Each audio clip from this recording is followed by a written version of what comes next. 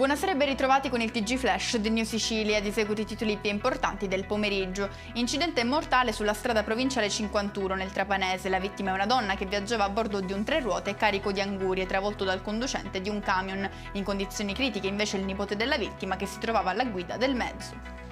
Si finge un manager di successo per truffare un'amica di vecchia data. Finisce nei guai a Catania un 47enne che aveva promesso alla donna 2 orologi di valore introvabili sul mercato in cambio di un bonifico sul suo conto. Ci spostiamo nel Messinese, dove un 18enne ha dato fuoco alla vetrina di un bar per poi scappare a bordo di uno scooter rubato. L'inseguimento si è concluso con la sua cattura, durante la quale gli agenti di polizia hanno riportato diverse lesioni.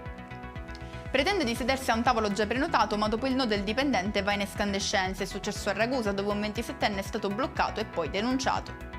Chiudiamo con il meteo. L'anticiclone Minosse, responsabile dei picchi di calore degli ultimi giorni, sta allentando la presa. Domani temperature in lieve calo. La protezione civile però ha diramato un'allerta rossa per incendi a Enna e Caltanissetta. E con questo è tutto, prossimo appuntamento lunedì alle 13:30. Grazie per averci seguito, arrivederci.